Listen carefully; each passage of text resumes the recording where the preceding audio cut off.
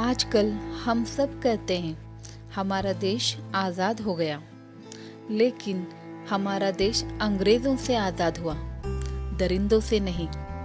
आजकल हम सुनते हैं औरत के साथ अत्याचार हुआ, ऐसा हुआ, वैसा हुआ। 4 दिन चर्चा करके भूल जाते हैं। आगे क्या होता है किसी को पता नहीं चलता। दोस्तों, आज की जो एक कहानी है वह बिल्कुल सच्ची घटना पर आधारित है। आप लोग ज़रूर पढ़िए और इस चैनल को सब्सक्राइब भी कीजिए। अपनी एक बेटी, उस बेटी का बस एक ही लक्ष्य था, अपने माँ बाप का सीना गर्व से चौड़ा करना, जिन्होंने अपने सुख चैन की कुर्बानी देकर उसे आगे बढ़ाया था।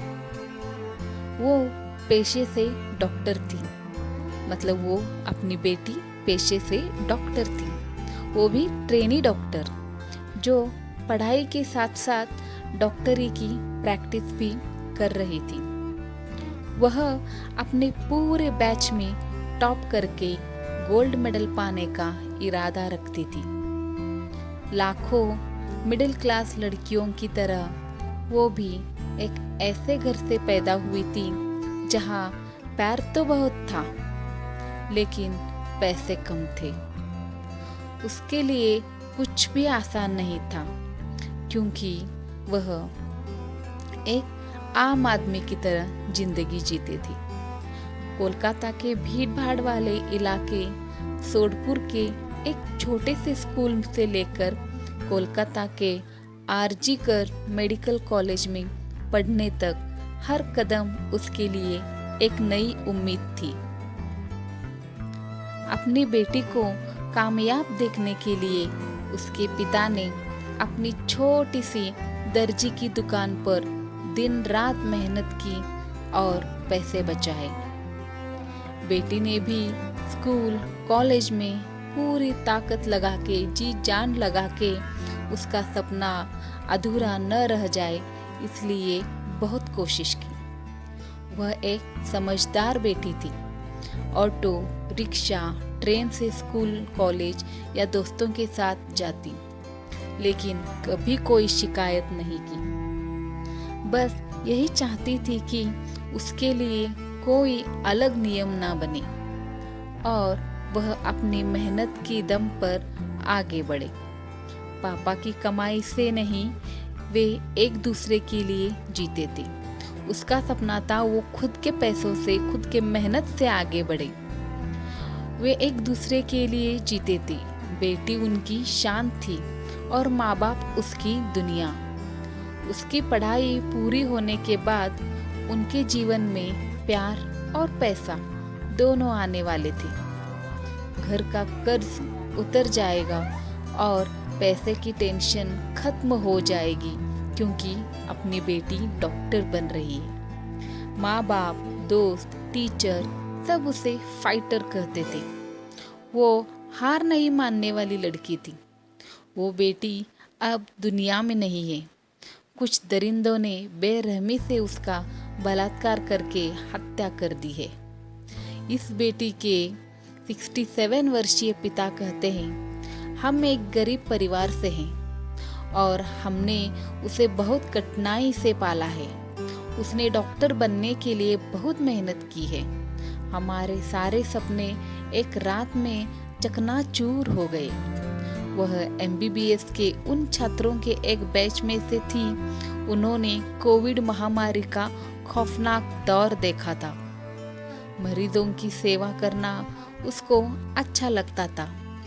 आरजी कर मेडिकल कॉलेज को वह अपनी दूसरा घर कहती थी।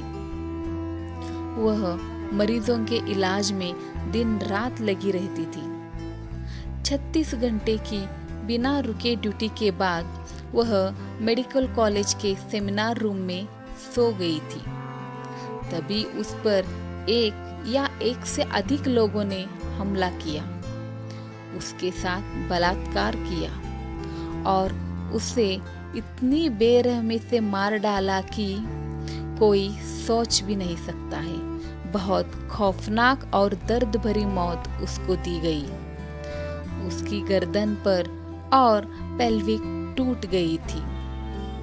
अगली सुबह सेमिनार रूम में आए इंटर्न और साथी पोस्ट ग्रेजुएट ट्रेनी ने उसका शव देखा।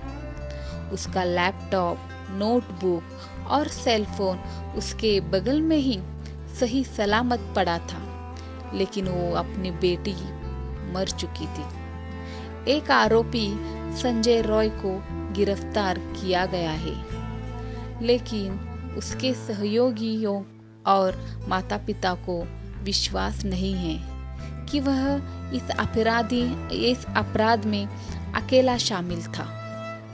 माता-पिता ने कोलकाता हाई कोर्ट का दरवाजा खटखटाया, जिसके बाद सीबीआई ने मामला संभाल लिया है और अब तक उसने कुछ सहपाठियों, सहयोगियों, वरिष्ठ शिक्षकों, प्रिंसिपल और अस्पताल के अधीक्षक से पूछताछ की है।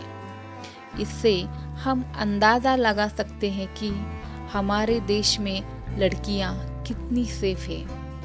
ऐसे दरिंदों को तो बीच चौराहे पे खड़े करके गोली मार देनी चाहिए।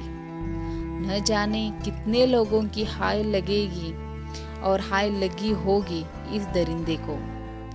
ऐसे दरिंदों को क्या सजा मिलनी चाहिए? कमेंट में ज़रूर लिखिए और इस चैनल को सब्सक्राइब ज़रूर कीजिए।